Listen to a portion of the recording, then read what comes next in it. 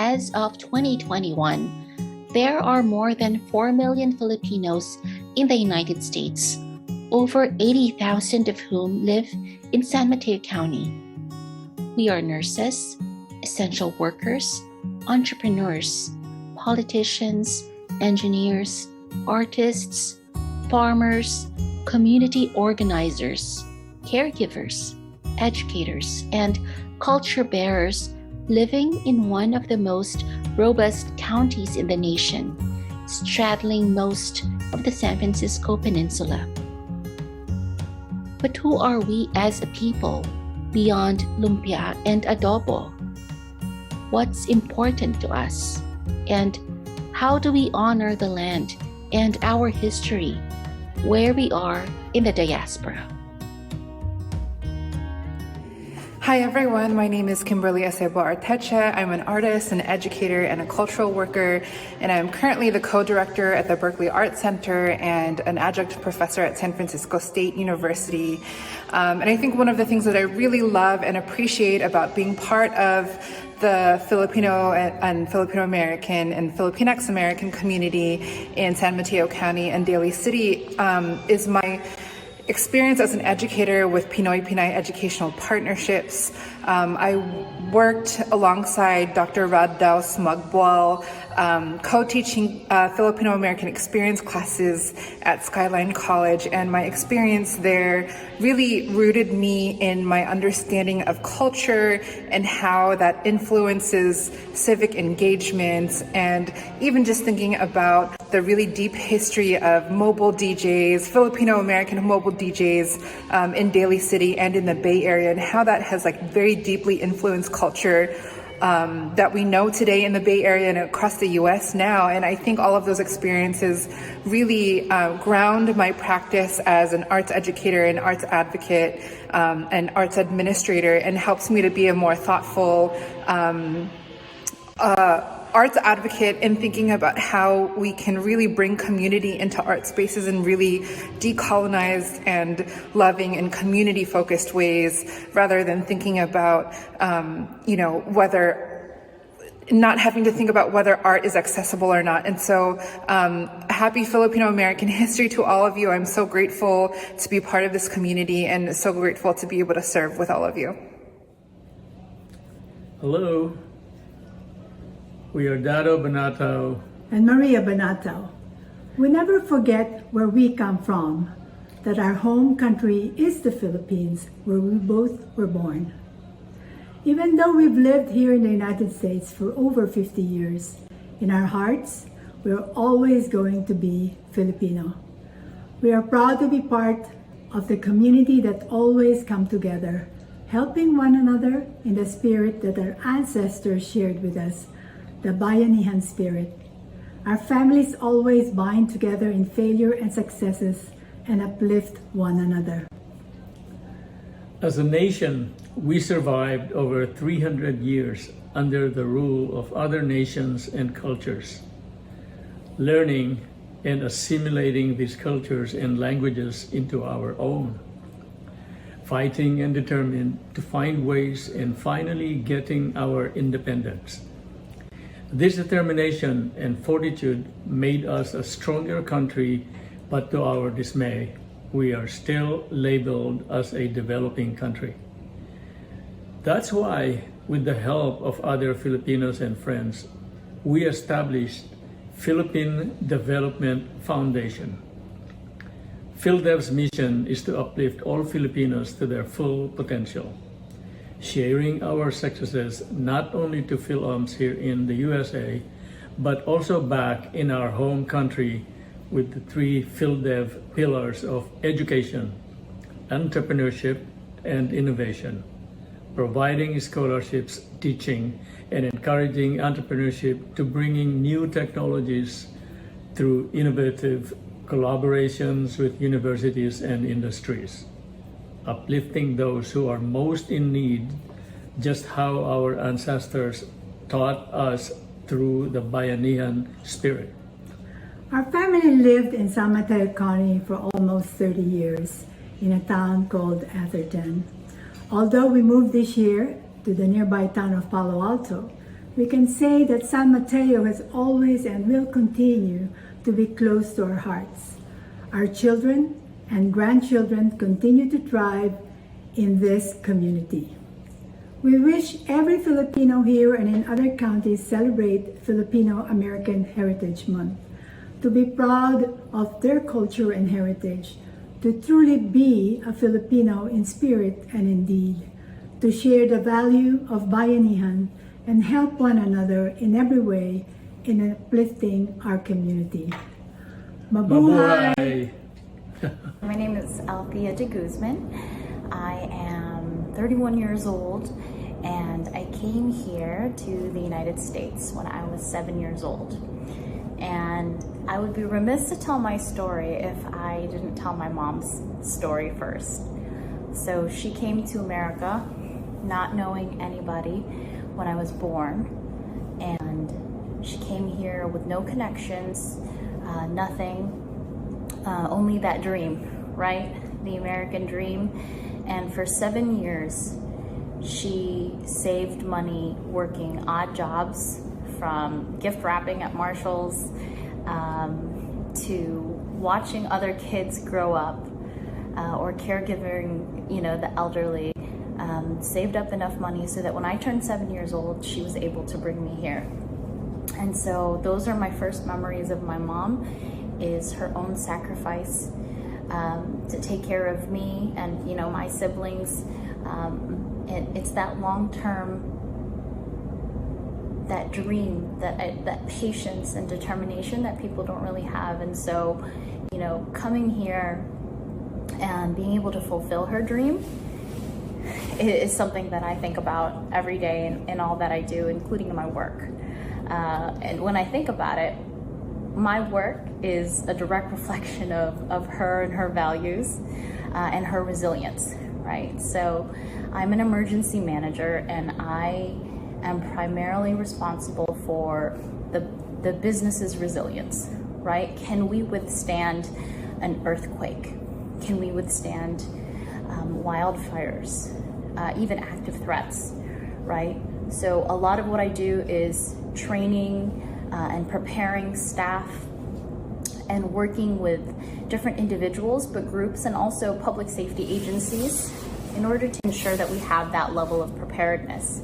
And when I think about being prepared, as you can see, I'm surrounded by bags, right? How did I get so many bags is what I think about. I think about opening the back of my trunk right now, and there's 7 different go bags, right? In the event of an emergency, I've got 7 different types of bags. And again, it brings me back to my mom raising me, and really it's from that Filipino culture of scarcity and valuing what you have in the moment and how much you have of it. It's not hoarding, right? It's valuing. It's valuing what you have in the moment, because things are scarce. Things are not in abundance in the Philippines. So even when you come to America, the land of abundance, the land of supersized fries, she kept those values with her and gave them to me. So I remember, road trips, needing to drive over to, maybe my brother's house, which was just 30 minutes away. And she would pack, 6 egg pimiento sandwiches, Gatorade, 4 bottles of water, napkins that we stole from Chipotle, various forks and knives, little alcohol wipes from the hospital, just always prepared for a 30-minute drive down the road to go see my brother, right?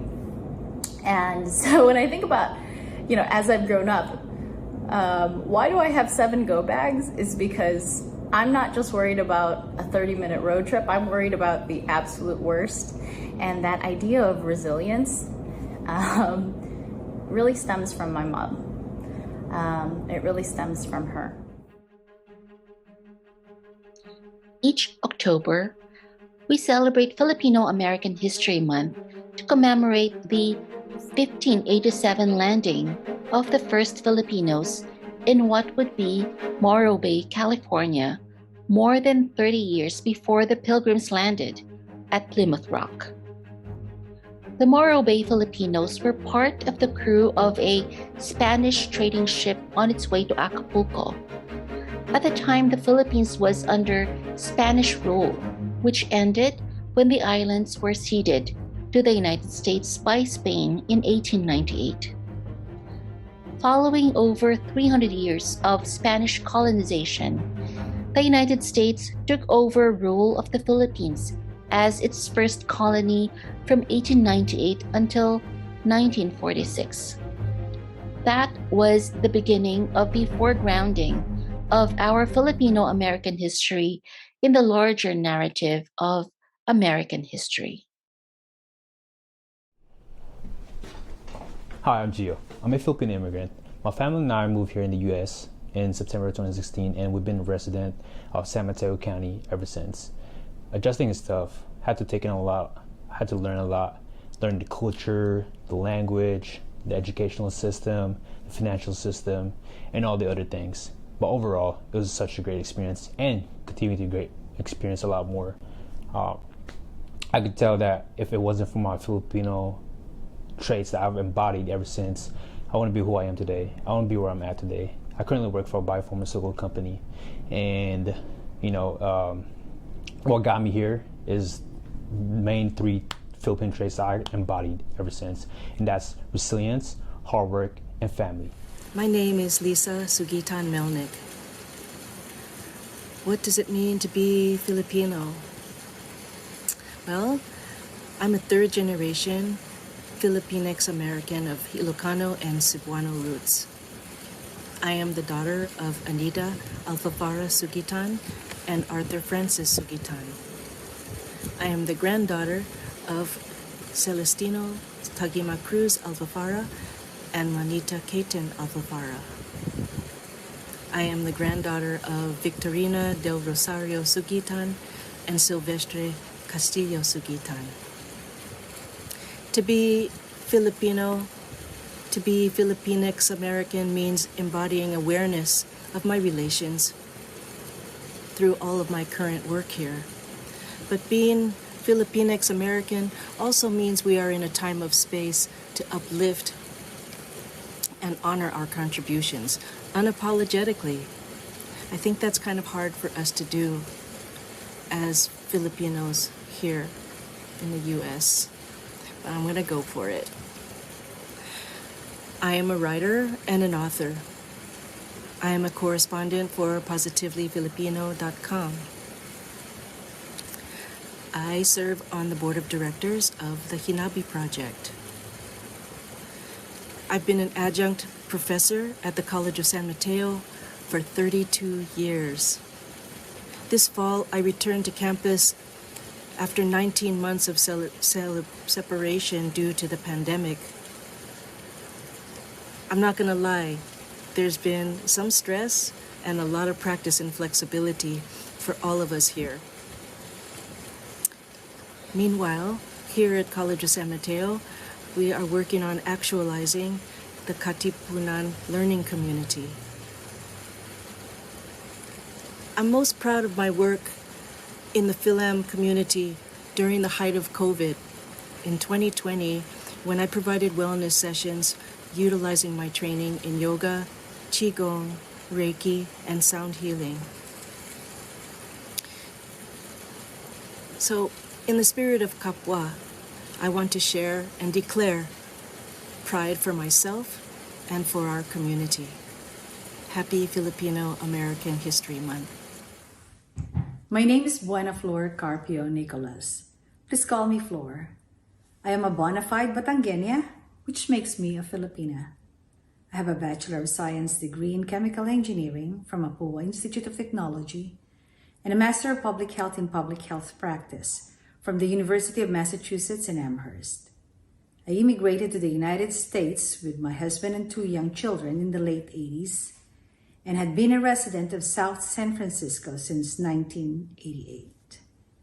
Currently, I am the Vice President of Global Drug Safety and Pharmacovigilance at Rain Therapeutics, It is a precision oncology biotech company in the Bay Area. I'm also an elected council member of the city of South San Francisco since 2018. Overall, I am a very blessed person. I have a beautiful family that includes 3 wonderful grandchildren, Iggy, Ari, and Isa. It is because of them that I do what I do. It is very important for me that they learn to embrace their Filipino heritage with pride. After more than 20 years in the biotech industry, I look around and there's still not a lot of people who look like me in responsible positions. That thought transports me back to 2000 when a Filipino doctor from the East Coast was hired to be our department head. In his first meeting with his leadership team, he looked around and singled me to order lunch for the whole team. He mistook me for an admin. He apologized when he found out that he was dead wrong. We never spoke about it again, but because of that, I decided to become a mentor of my fellow Filipinos. I teach them a lot of things and I give them their first break. I never doubted a Filipino or a Filipina's capability. That same way in politics and in civic leadership. You can still count the number of Filipinos involved. In 2018, I decided to run for an elected office after a family dinner. At the time, there was a lot of anti-immigrant rhetoric. I looked across the table and saw my grandchildren, who will be the future of South San Francisco. Americans by birth, Filipinos by blood.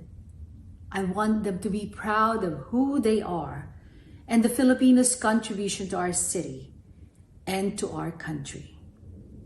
My colleague, Mark Nogales, is the first Filipino to be elected to the City Council of South San Francisco, and I am the first Filipina in the 110-year history of South San Francisco. In December, Mark will be sworn in as the first Filipino mayor, and I will be the first Filipina vice mayor. Years from now, I look forward to the day when no one feels the need to mention that it is the first Filipino or it is the first Filipina. I hope that by the time there will be generations of Filipinos who have stepped up and are making them very proud of the Filipino heritage. We should have been and we will be the recognized leaders of this city and our country, innovators, agents of change. Let us do our part to pave the way for that generations to come so that we will not be invisible Asians anymore. Filipino ako, taas noo.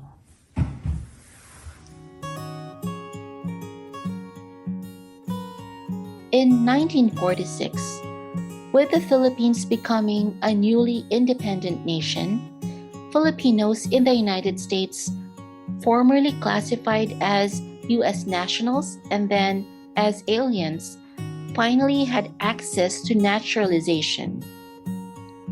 In the 1960s, Larry Itliong and other Filipino farm workers organized the historic Delano grape strike, which would eventually set the standard for the rights of farm workers across America.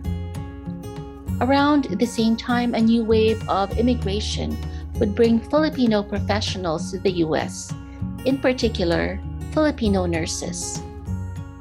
In California today, nearly 20% of all registered nurses are Filipino, most of whom have been at the front lines of the COVID-19 pandemic.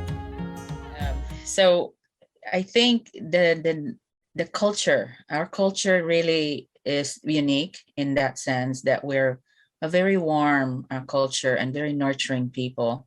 I think that really sets us apart because in this profession, you really need that extra, people are very vulnerable. They're not feeling well.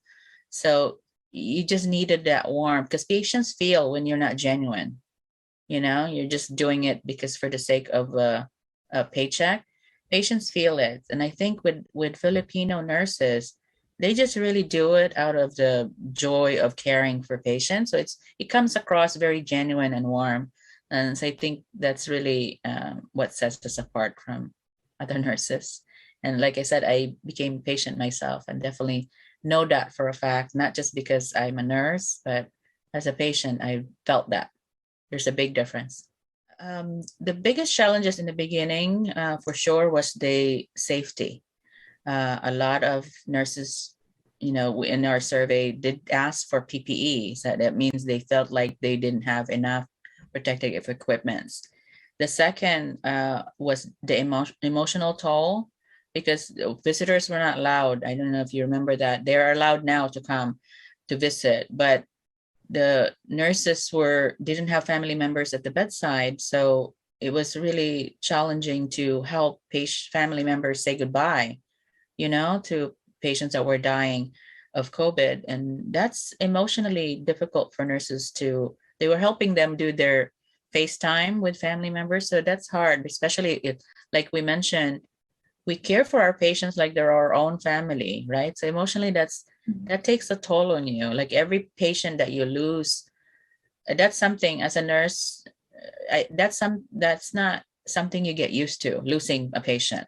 It really takes a piece of you every single time that happens. So I think for my career in nursing, I lost, a few patients. My background is oncology, and so I had lost a lot of patients to cancer, and now in transplant also I've lost patients to transplant. But but that's over a period of many years, right? For bedside nurses during COVID pandemic, they lost patients every night. It's just too much. It was just emotionally difficult, and the numbers are better now. The Bay Area numbers are definitely better compared to New York and Texas. In the beginning, we were always lucky here that our numbers were not as bad. But, our nurses that are in the same organization, but another chapter like in Texas, in New York, they were losing patients every night. And it was just a lot here. But for the future, I think it's important for young generation to see nurses in different capacity in education. We have members that became the first director of School of Nursing in San Jose State, for example. So I think when they see those kind of role models, I think it inspire and motivate our young generation. So, and I think this is for the future. In San Mateo County, Filipinos make up the highest number of foreign-born residents.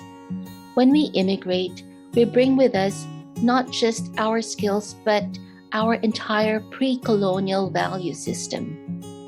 Bayanihan, kapwa, humor, spirituality, hospitality, hard work, tenacity, gratitude, respect for elders. We teach our American-born kids to move through life always connected with family and community.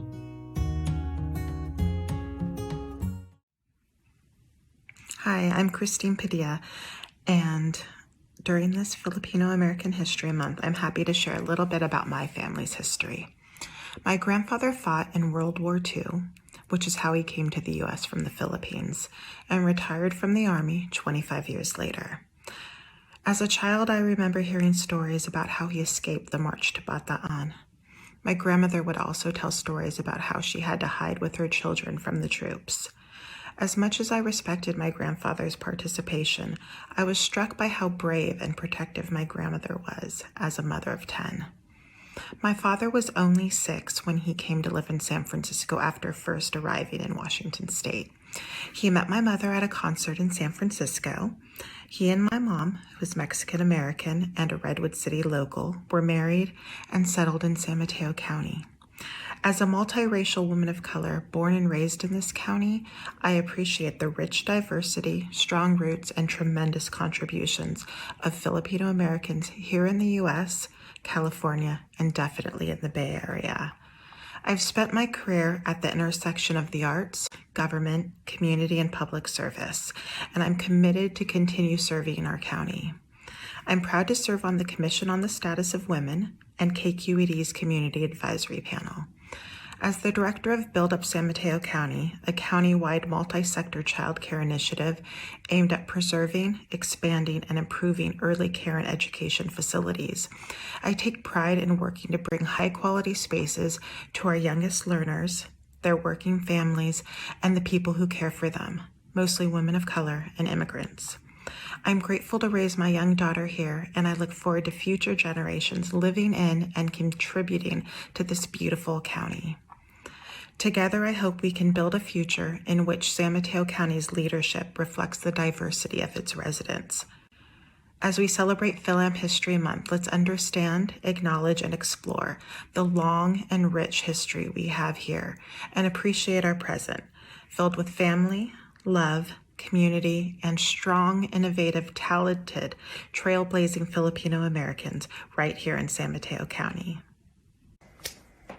Hi everyone, my name is Joanne Boston and I am a commissioner for the Arts and Culture Commission for the City of Daly City. I'm an events producer and community manager, and I am so proud to be a Filipino American in San Mateo County. So I actually reside in Daly City, California.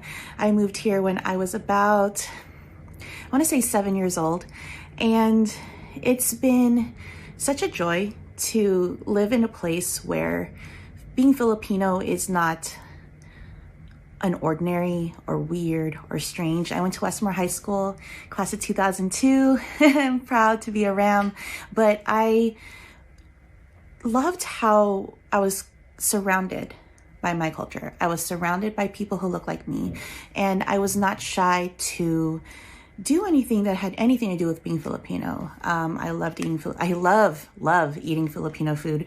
I love promoting Filipino food. And I think because I've been so connected with my culture, it's never been a big deal whenever somebody says, "Why are you so proud to be Filipino?" It's in my blood. I was born in San Francisco, and I've always been near the culture. And I believe that my family has been a very important part of that. And because of that, I've been able to expose myself to my motherland, to those who may be from other parts of the Philippines. And I'm not shy to ask them, like, where are you from? What's your favorite food to eat? So it's been such a wonderful experience being a Filipino American Pinay here in San Mateo County. I went on to go to Skyline College, which is in San Bruno, which is within the county. I never was too far from home, and I was one of the founding members of the Filipino Student Union back at Skyline College. I want to say 2004, 2005, around that time. And even then in college, I was able to cultivate community and be in community with all my fellow Filipinos at Skyline. And I was part of the PCNs. I became part of FONS at a very early age back in 2006. So FAM is so important to me because it's natural for me. I don't believe we should celebrate being Filipino American just 1 month, just in October. No, we should celebrate every month of the year. And I just want to say that October is just a party month because there's so many things week after week, day after day. There is something going on associated with being Filipino American. So what makes me proud to be Filipino American is that I'm just being me, and it's just so natural. And I'm honored to be part of this project. I'm honored to be part of anything that's going on during FAM because it is such a great time for our community. And, you know, being Filipino American, it makes me wonder, like, what did it take for me to get here in this country? What did my ancestors have to do and have to go through and sacrificed in order for me to come into this country and live the life that I'm able to live. I am very privileged to be able to live in the Bay Area, knowing that the pay gaps and so many obstacles are present for immigrants and people of color. So I am aware that I'm very privileged, but I am trying my best to promote our culture, to shed light on such a wonderful people that we are here in the Bay, especially here in San Mateo County. So it's just an honor to be part of this. I'm so proud to be Filipino American. And again, my name is John Boston. I'm a resident of Daly City, California. Signing off. Mabuhay! My name is Alan Mata. I'm a senior at Jefferson High School in Daly City, and I'm an only child of 2 Filipino immigrants from the province of Pangasinan. Many of you might have heard of me from the Daly City Youth Poet Laureate competition.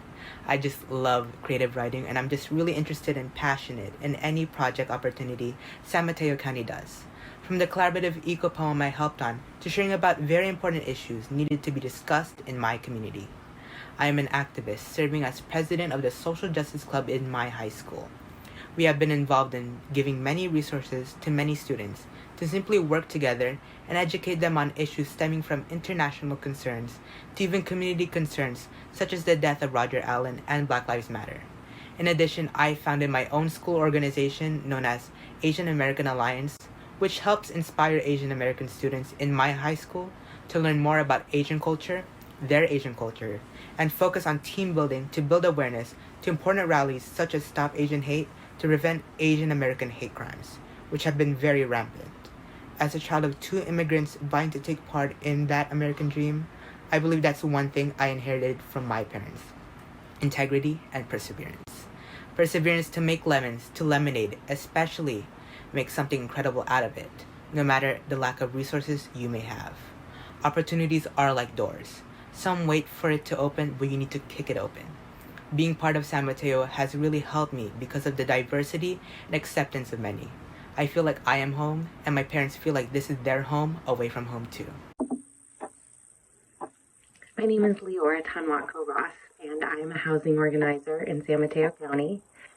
Being Filipino means that my family can throw really good parties where there's a lot of food and laughing. It means that there's a history behind my name and how I got here and where my parents came from.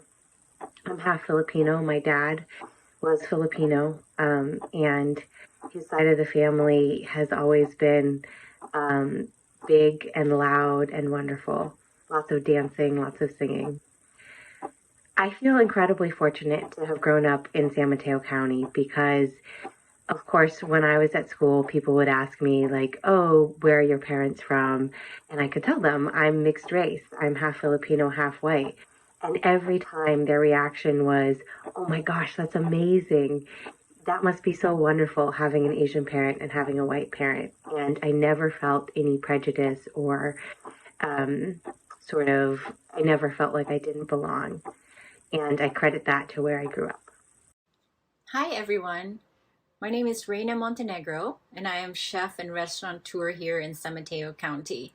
This is my 3rd restaurant in San Mateo. That's how much I love this county so much.